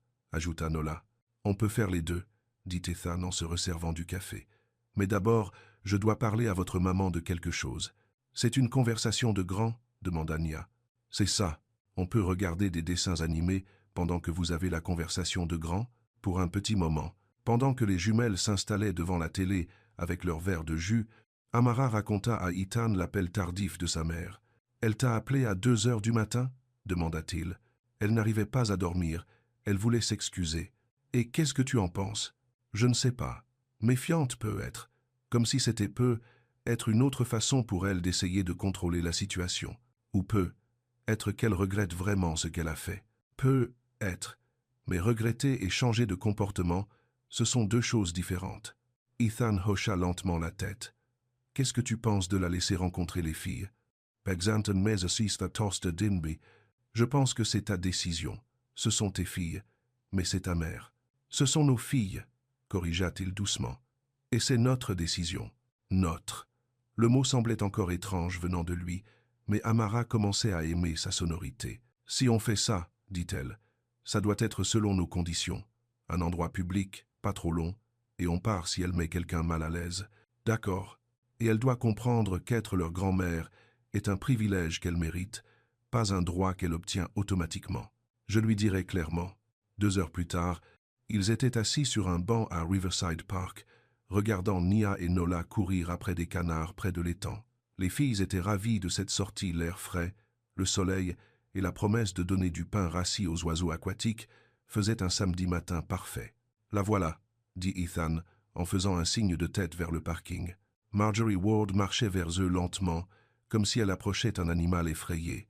Elle était plus petite qu'Amara ne s'en souvenait, d'apparence plus fragile. Ses cheveux étaient plus gris, et il y avait de nouvelles rides autour de ses yeux. Elle s'arrêta à quelques mètres de leur banc, serrant un petit sac cadeau. Merci d'avoir accepté, dit-elle à Amara.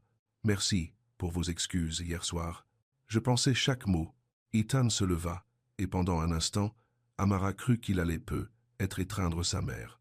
Au lieu de cela, il resta où il était, gardant une certaine distance entre eux. Maman, Ethan, tu as bonne mine. Merci.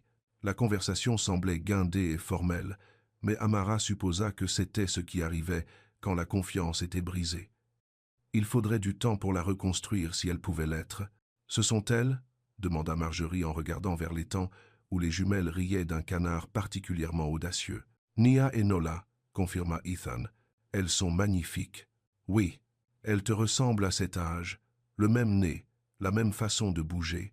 Elles ressemblent aussi à Amara. Nola a son entêtement. « Hé !» protesta doucement Amara. « Je ne suis pas entêtée, je suis déterminée. Tu vois ?» Ethan sourit. Entêté, c'était le premier moment de légèreté qu'il partageait devant sa mère, et Amara vit l'expression de Marjorie s'adoucir légèrement. « Vous voulez les rencontrer ?» demanda Amara. « Si ça vous convient. »« Les filles » appela Amara. « Venez ici une minute. » Nia et Nola accoururent, les joues rougies d'avoir couru après les canards. Elles regardèrent Marjorie avec des yeux curieux, mais restèrent près d'Amara et d'Ethan. « Nia, Nola, voici Madame Ward, » dit Amara. « C'est la maman de Monsieur Ethan. »« Bonjour, » dit poliment Nia.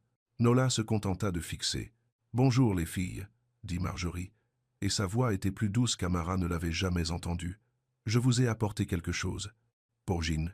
Prosam posisas. » Elle tendit le sac cadeau. Nia regarda Amara pour obtenir la permission avant de l'accepter. « Qu'est-ce qu'on dit ?» rappela Amara. « Merci, » chantonnèrent les deux filles. Dans le sac se trouvaient 2 petites peluches, un canard pour chaque fille, doux, jaune et parfait pour se promener dans le parc. « Comme ceux de l'étang, » observa Nola, étreignant immédiatement son canard. « Exactement comme ceux de l'étang, » approuva Marjorie. « Comment ils s'appellent » demanda Nia. « C'est à vous de décider. Ils n'ont pas encore de nom. Celui-ci s'appelle Sonny, » annonça Nola en brandissant son canard. « Et celui-ci s'appelle Fluffy, » décida Nia. « Ce sont des noms parfaits, » dit Marjorie. Et pour la première fois depuis qu'Amara la connaissait, elle semblait sincère plutôt que polie.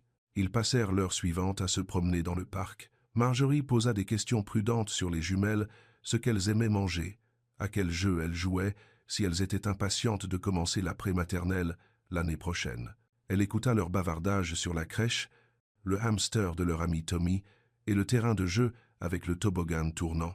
Elle ne posa pas de questions sur les 4 dernières années. Elle ne fit pas de commentaires sur les occasions manquées ou les regrets. Elle se concentra sur le présent, sur la découverte de ses petites filles telles qu'elles étaient maintenant. Quand Nola fut fatiguée de marcher, Ethan la hissa sur ses épaules.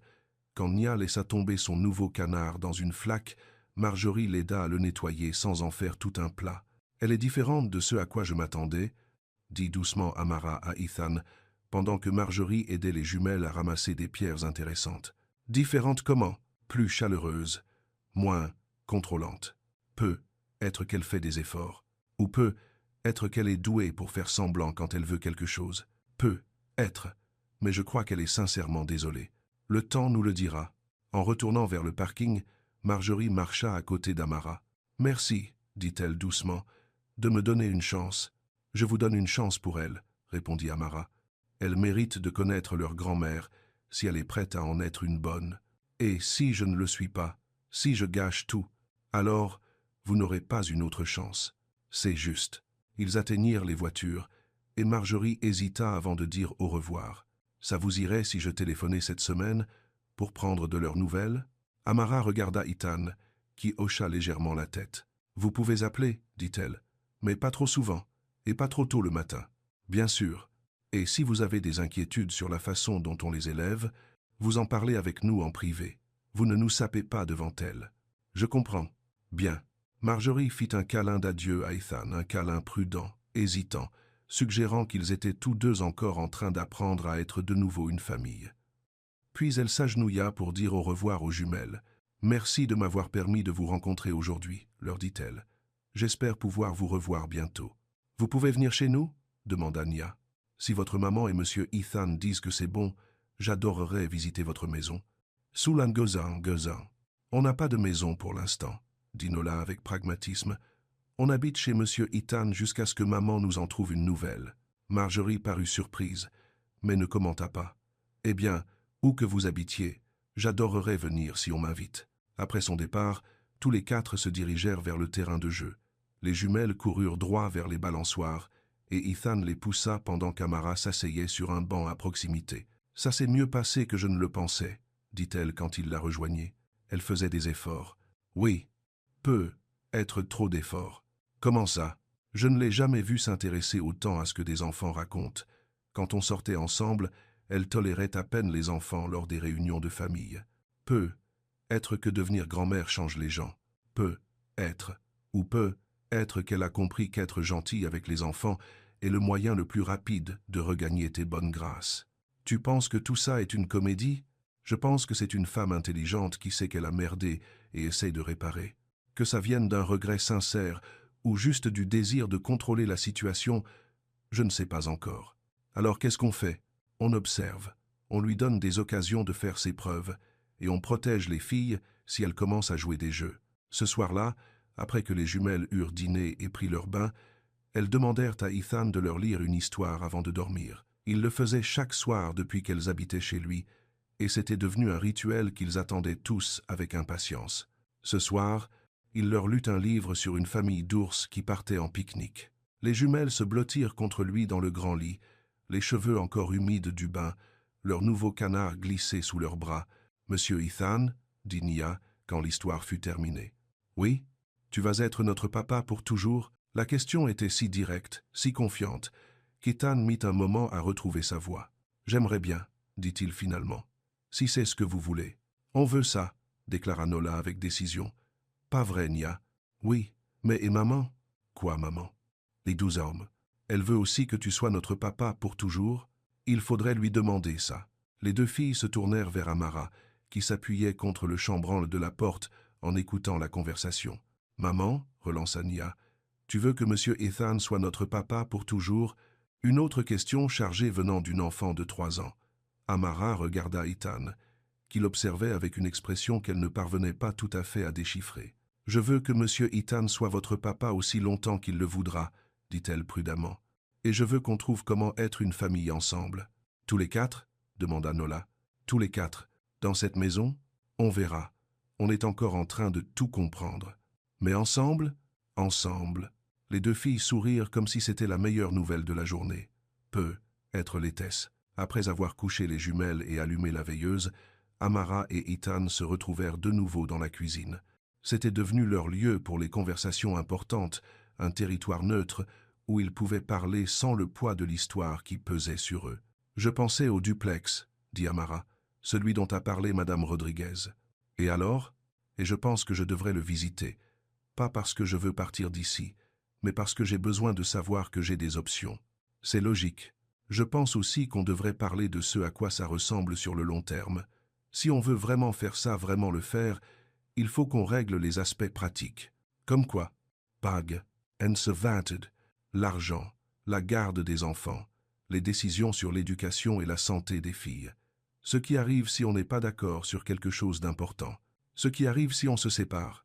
Oui, ça aussi. Ethan resta silencieux un moment, faisant tourner sa tasse de café entre ses mains. « Je ne veux pas qu'on se sépare, » dit-il finalement. « Moi non plus.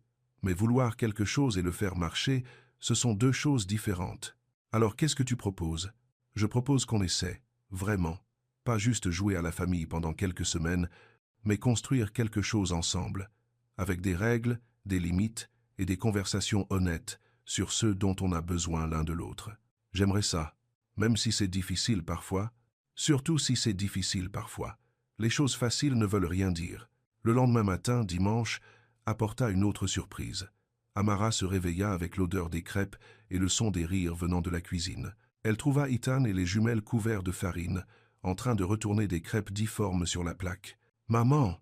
s'écria Nia en la voyant. « On a fait le petit déjeuner. Monsieur Ethan nous a appris à casser les œufs. »« Je vois ça, » dit Amara, en regardant les coquilles éparpillées sur le plan de travail. « Désolé pour le désordre, » dit Ethan. « On s'est un peu emporté. »« C'est rien. Elles apprennent. »« La mienne a la forme d'un cœur, » annonça Nola, en brandissant une crêpe qui ressemblait plus à une amibe qu'à un cœur. « Elle est magnifique, » dit sérieusement Amara, « très artistique. » Ils prirent leur petit déjeuner à la table de la cuisine, les doigts collants de sirop et de larges sourires aux lèvres. Les jumelles bavardaient sur leur projet pour la journée, une autre sortie au parc. Être du coloriage, sûrement des jeux avec leur nouveau canard. « Et toi ?» demanda Ethan à Amara. « Qu'est-ce que tu veux faire aujourd'hui ?»« En fait, je pensais appeler Madame Patel pour ce duplex, voir si elle peut me le montrer cet après-midi. Tu veux de la compagnie? Si ça ne te dérange pas de garder les filles. Je parlais de nous tous. Si on doit être une famille, est-ce qu'on ne devrait pas tous donner notre avis sur l'endroit où on habite? » C'était un bon argument. Et l'idée que les jumelles aident à choisir leur foyer, vraiment le choisir, pas juste accepter ce qui était disponible, était séduisante. « D'accord, » dit-elle, « nous tous. » 2 heures plus tard, ils se tenaient devant un petit duplex dans une rue bordée d'arbres à environ 10 minutes de chez Ethan actuellement. Madame Patel, la propriétaire, était une femme pratique d'une 40aine d'années qui les accueillit chaleureusement et offrit immédiatement aux jumelles un petit sachet de crackers. « J'ai des petits-enfants, » expliqua-t-elle. « Je sais comment ça se passe. » Zoupre, bisoupre, l'appartement à l'étage était parfait. 2 chambres, une pour Amara et une pour les jumelles. Un petit salon avec de grandes fenêtres, une cuisine avec assez de place pour une table, une salle de bain avec une baignoire assez profonde pour des bains à bulles. « Le locataire du rez-de-chaussée est un étudiant en master, » expliqua Madame Patel, très calme, très propre. Il travaille sur sa thèse, donc il a des horaires décalés, mais il n'a jamais posé de problème. « Et pour le stationnement ?» demanda Amara. « Il y a une place à l'arrière pour une voiture.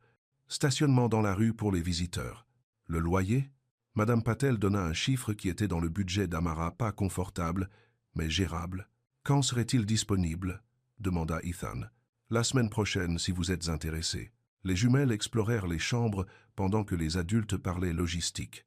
Amara les entendait se disputer pour savoir quel lit serait à qui et si elle pouvait peindre les murs en violet. « C'est parfait, » annonça Nia quand ils se rassemblèrent dans le salon. « On peut habiter ici, maman? Qu'est-ce que tu en penses ?» demanda Amara à Nola. « J'aime bien la grande baignoire, et les fenêtres ont de jolis rideaux. Donc vous approuvez ?»« On approuve, » dirent les 2 filles ensemble. Sur le chemin du retour chez Ethan, Amara ressentit un mélange d'excitation et de tristesse. L'excitation d'avoir à nouveau un vrai foyer, un endroit qui leur appartenait, la tristesse de quitter la routine confortable qu'ils avaient construite cette dernière semaine. « Quand voudrais-tu emménager ?» demanda Ethan. « Le week-end prochain, probablement. Me laisser le temps de m'organiser. Et ensuite, on trouve comment faire marcher ça avec toi, qui habite à 10 minutes au lieu de 10 mètres. Je pourrais t'aider à déménager. J'aimerais ça. Et peut-être qu'on pourrait parler de l'emploi du temps. Quand je prends les filles, quand tu as besoin de temps pour toi, comment on gère les fêtes, les anniversaires et tout ça. Oui, on devrait probablement l'écrire, le rendre officiel. Officiel mais flexible. Officiel mais flexible, acquiesça-t-elle. Ce soir-là, après que les jumelles se furent endormies, Amara se retrouva à ranger leurs quelques affaires dans les sacs avec lesquels elles étaient arrivées une semaine plus tôt. C'était étrange de partir alors qu'elle commençait tout juste à se sentir installée. « Tu n'es pas obligé de déménager tout de suite, » dit Ethan depuis l'encadrement de la porte. « Je sais, mais je pense qu'il est temps. » « Pourquoi? Parce que si on veut faire ça bien, il faut le faire intentionnellement. Pas juste parce que c'est pratique ou parce qu'on est tombé dans une routine. Donc on recommence à 0, on recommence à 9. Avec nos propres espaces, notre propre indépendance et un vrai plan pour construire quelque chose ensemble. « Ça va me manquer, » dit-il en regardant autour de la chambre d'amis où les jumelles avaient dormi une semaine. « Quoi donc? Rentrer et entendre des voix dans la maison, prendre le petit déjeuner ensemble, lire des histoires le soir. Tu liras toujours des histoires, juste pas tous les soirs. Ce ne sera pas pareil. Non, ce ne sera pas pareil. Mais peut-être que ce sera mieux. Comment ça pourrait être mieux que ça? Parce que c'est arrivé par accident. On est tombé dedans à cause des circonstances. Mais si on le choisit, si on le construit intentionnellement, c'est là que ça devient réel. » Le lendemain matin, Marjorie appela pendant qu'ils finissaient leur petit déjeuner. Ethan répondit, et Amara entendit la voix de sa mère à travers le téléphone, même si elle ne distinguait pas les mots. « Bien sûr, » dit Ethan. « Je vais lui demander. » Il raccrocha et se tourna vers Amara. Elle veut savoir si elle peut emmener les filles déjeuner samedi prochain. Juste pour quelques heures. Juste elle et les filles. C'est ce qu'elle demande. Amara sentit ses instincts protecteurs se réveiller. Déjeuner seule avec une grand-mère qu'elle n'avait rencontrée qu'une fois et qui avait un passé de manipulation et de contrôle. Je ne suis pas sûr que ce soit une bonne idée. Et si on commençait par quelque chose de plus modeste, elle pourrait venir déjeuner ici et on mangerait tous ensemble. Cela me semble plus prudent. Je vais la rappeler. En fait, dit Amara, laisse-moi l'appeler. Si elle doit faire partie de leur vie, elle et moi devons apprendre à communiquer directement. 20 minutes plus tard, Amara était au téléphone avec Marjorie, en train de négocier les conditions de visite de la grand-mère. « Je comprends vos inquiétudes, » dit Marjorie. « Je ressentirai la même chose à votre place. Je n'essaie pas de vous éloigner d'elle. Je pense juste qu'il faut y aller doucement. Et si je venais déjeuner chez Ethan ce samedi, je pourrais apporter des courses et cuisiner pour tout le monde. Cela me semble raisonnable. Et peut être qu'après, si tout se passe bien, on pourrait prévoir autre chose. Peut être. Amara? Oui? Je veux que vous sachiez que je n'essaie pas de vous prendre quoi que ce soit. Je n'essaie pas de saper votre rôle de mère. Tant mieux, parce que ça ne finirait bien pour personne. Je vous crois. La voix de Marjorie était sèche, mais pas méchante. Vous êtes plus farouche que je ne le pensais. Farouche n'est qu'un autre mot pour protectrice. En effet, samedi arriva avec ce temps frais et vif d'automne qui donne l'impression que tout est possible. Marjorie arriva à midi avec des sacs de courses pleins d'ingrédients pour un poulet au pot et des biscuits maison, des plats réconfortants qui emplirent la maison de chaleureuses odeurs et d'une atmosphère douillette. Elle travailla efficacement dans la cuisine d'Ethan, impliquant les jumelles dans des tâches adaptées à leur âge, comme remuer ou goûter. Elle répondit à leurs innombrables questions avec patience et leur apprit à plier les serviettes en forme fantaisie. « Ma grand-mère m'a appris à faire ça quand j'avais à peu près votre âge », leur dit-elle, en leur montrant comment faire ressembler une serviette à une fleur. « Tu vivais avec ta grand-mère » demanda Nia. « Pendant un petit moment quand j'étais très jeune, mes parents devaient parfois voyager pour leur travail, alors je restais avec grand-mère Rose. Elle était gentille, très gentille. Elle faisait les meilleurs cookies du monde. « Tu sais faire des cookies » demanda Nola, pleine d'espoir. « Oui, peut être que la prochaine fois que je viendrai, on pourra en faire ensemble. » Amara observa l'interaction attentivement, cherchant des signes de manipulation ou de fausse gentillesse. Mais Marjorie semblait sincèrement engagée avec les filles, sincèrement intéressée par leurs pensées et leurs opinions. « Elle est douée avec elle, » dit Ethan à voix basse, en rejoignant Amara près du plan de travail de la cuisine. « C'est vrai, j'attends toujours le piège. Peut être qu'il n'y en a pas. Peut être qu'elle essaie vraiment de s'améliorer.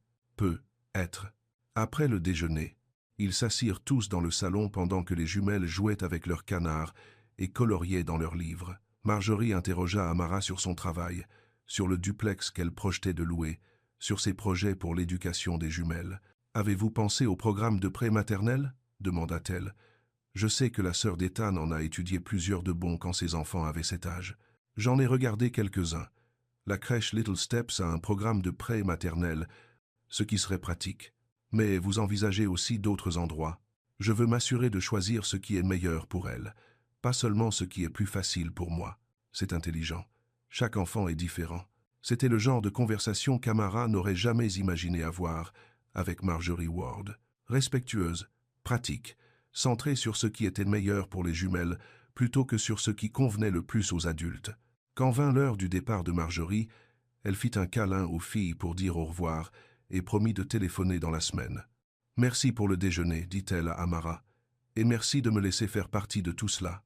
Merci de faire des efforts. Je vous dois bien plus que des efforts, mais c'est un début. » Ce soir-là, alors qu'elles couchaient les jumelles dans leur propre appartement pour la première fois, Amara ressentit un sentiment d'accomplissement. Elles avaient de nouveau leur espace. Elles avaient une routine qui leur appartenait. Et elles avaient le début de quelque chose qui pourrait grandir pour devenir la famille qu'elles souhaitaient toutes. « Maman » dit Nola, alors qu'Amara la bordait dans son nouveau lit. « Oui, ma chérie. J'aime notre nouvelle maison. Moi aussi. Et j'aime que Monsieur Ethan habite tout près. C'est bien, parce qu'il sera là pour longtemps. Pour toujours? On verra, mais probablement pour toujours. Bien, dit Nola, somnolente. Je veux qu'il soit notre papa pour toujours. Il est ton papa pour toujours, ma chérie. Même si les choses changent, même si on déménage encore, même si les histoires de grands deviennent compliquées. C'est ton papa, et ça ne change pas. Promis? Promis. Plus tard dans la nuit, après que les jumelles se furent endormies et que l'appartement fut silencieux, Amara s'assit à la petite table de sa cuisine avec une tasse de thé et un carnet. Elle commença à écrire tout ce qu'elle voulait se souvenir de cette semaine. Le premier matin de Nola avec Ethan, l'excitation de Nia pour les avions en papier, la façon dont Ethan avait appris leur routine sans qu'on le lui demande, la sensation d'avoir fait partie de quelque chose de plus grand qu'elle et les jumelles, la sensation d'être rentrée à la maison. Elle écrivait encore lorsque son téléphone vibra avec un message d'Ethan. « Bonne nuit, à demain. » Elle répondit « Bonne nuit, merci pour tout. Merci de nous avoir donné une chance. Merci de l'avoir saisie. » Dehors, à ses nouvelles fenêtres, le quartier s'endormait. Des voitures dans les allées, des lumières aux fenêtres, des familles en sécurité dans leur foyer. Pour la première fois depuis 4 ans, Amara eut l'impression de faire partie d'un tel tableau, pas parfait, pas garanti, mais réel, chaleureux, et qui valait la peine d'être protégé. Elle ferma son carnet et éteignit les lumières, prête pour tout ce qui viendrait ensuite.